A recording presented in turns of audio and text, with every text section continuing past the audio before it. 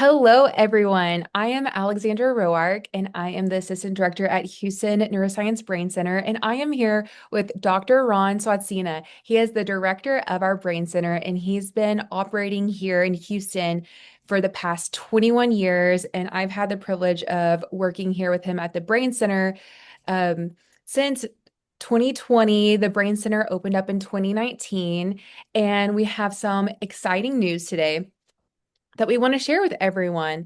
And so, Dr. Ron, he was invited to participate in a panel discussion for the conference hosted by the Epilepsy Foundation of Houston. And so, he presented alongside Dr. Lou Lin from Baylor College of Medicine and Dr. Jay Gavala from UT Health Houston. And so, this panel was discussing treatment options for those with epilepsy. Dr. Ron, tell us about this presentation. How did it go? Well, it was a wonderful presentation. These two individuals are both adult neurologists, and to sit on a panel with two adult neurologists, I felt was quite an honor. And that we were presenting on the different ways that neurology has interventions for epilepsy, and then what we do here at the Houston Neuroscience Brain Center. I made the distinction right up front that I'm not a neurologist. I don't prescribe medicines. I don't treat epilepsy, but what we do here is try to help the brain to function better so that it has less seizure activity. So, how do we do that? How do we optimize the brain? Well, we do it two ways here. We use photobiomodulation and we use neurofeedback. And why don't you explain the two for our audience? Yes, I would love to. So, neurofeedback is a brain training that we offer here at the Brain Center. We base the neurofeedback protocols off of EEG, raw data, and brain maps. So, neurologists look at the raw data and they look at the brain maps, and we're able to create these individualized protocols that guide the brain training, which is called neurofeedback. And so, how the brain training occurs is we have the protocol set, and it uses operant conditioning to train the brain. So, when the brain is matching the protocol, it is given a reward, and when it's not matching the protocol, the reward is taken away. And this is completely non-invasive. We're just reading the brain wave signals and getting the feedback. And so we are able to do that in a really fun way that most people enjoy. We use movies and TV shows as the reward. And so the screen is bright and the sound is on when the brain is matching the protocol, and then the screen dims and the volume dims, and the brain wants to be able to see the screen, the movie, and so it is encouraged to keep the screen bright, and it has to work harder and harder in that session.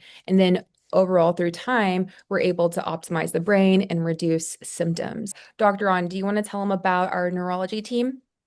Sure. Our neurologist, as opposed to a lot of neurologists, they're both board certified in electroencephalography and epileptology. And this means that they've had advanced years of training on how to read EEGs. And so when we look at their EEGs, it's very important to identify the source of where these abnormal discharges are coming from so we can set our protocols. They are individually designed for each patient that comes in to see us. Mhm.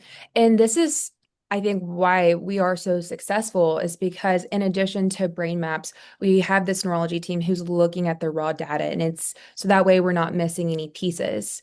And so in addition to the neurofeedback, we have photobiomodulation, which is going to be what we're mostly talking about today. So Dr. On, tell us about photobiomodulation, like the science behind it.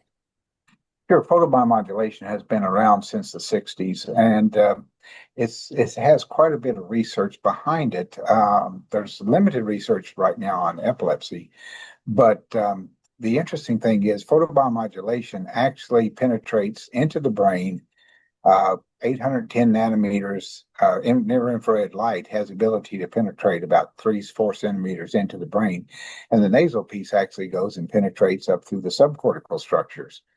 Now, what it does is acts on the mitochondria because the mitochondria is responsible for releasing nitric oxide. In so many of these cases that are having a lot of stress-related or stress-induced epilepsy, seizures, what they have is this backup of garbage in the brain, if you want to look at it like that. And so that when the mitochondria starts releasing nitric oxide. The nitric oxide actually goes after the reactive oxygen species and reduces the oxidative stress. So that's the mechanism of action. It also increases microcapillary blood flow, which is critical to helping the brain heal and perform better. Epilepsy is a disease. Yeah. Yeah. And I mean, we've been very successful at combining the neurofeedback with the photobiomodulation. And so why combine that? What does the two do together? Well, I think this is something that the industry, medicine, has been missing for a while. We just published a study, actually got an imprint yesterday on this neuroinflammatory marker called spindling excessive beta. And this pattern that we found is really indicative of what underlies a lot of abnormal brain activity. And so, our theory behind this is if we can actually reduce the stress in the brain, reduce the toxins or the waste products inside the brain, that we should be able to help the brain to become more stable. Thinking of all the treatments for epilepsy, why look beyond medication?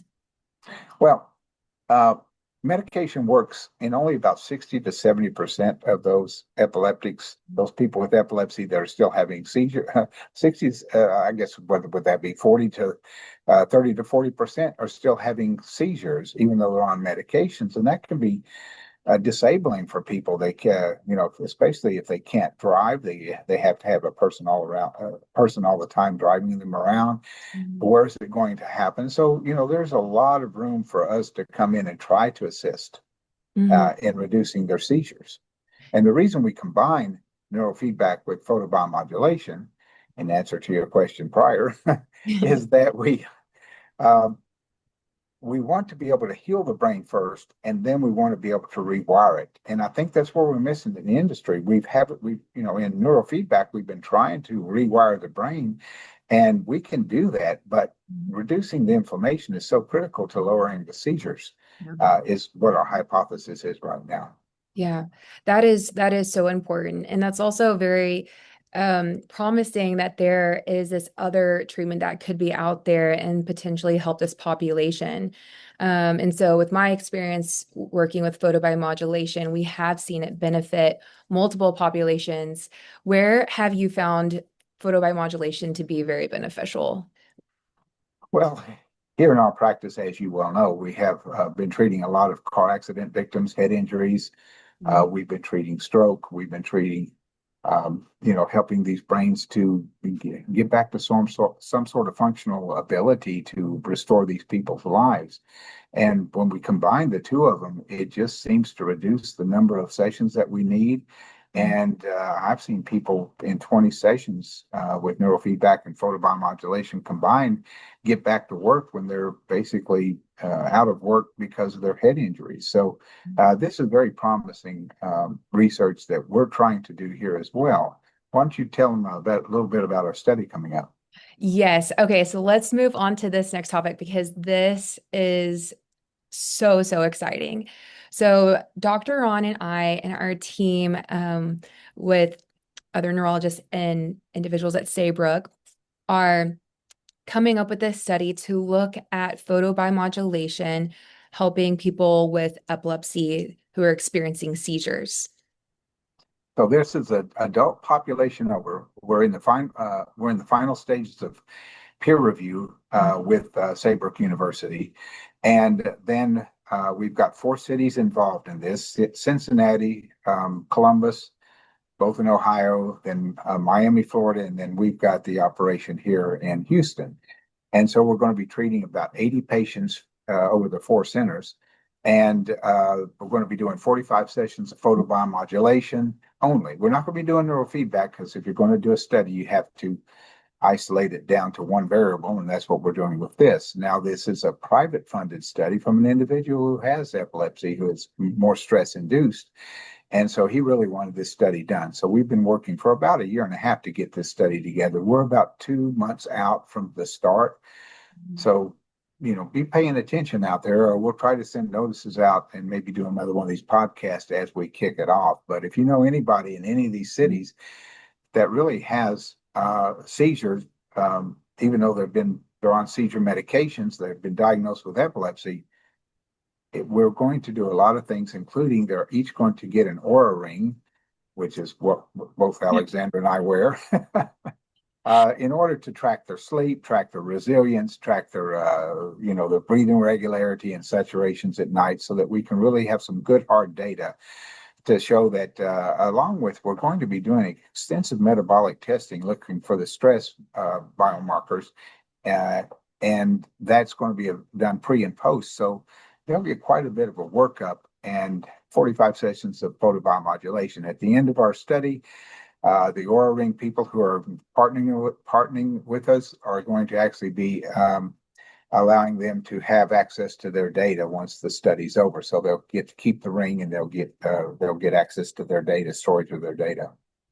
Yeah, this is really, really exciting. I'm so interested in seeing how this is going to turn out. And we are close to getting started. We're just waiting on some things from the IRB. And so if you do know of someone who might be interested in participating in the study, if you are interested in and you're curious if you might qualify, well, keep following us on Instagram and Facebook so that you can see any updates of the study and when we are going to be able to start taking participants. And you can also give our center a call to get put on the waiting list. Also, one last note, although this is an adult study, if you know, I really feel sorry for a lot of the children that have epilepsy. Mhm. And if you guys are interested in talking to us about this, please go to info at hnbraincenter.com, stands for Houston Neuroscience.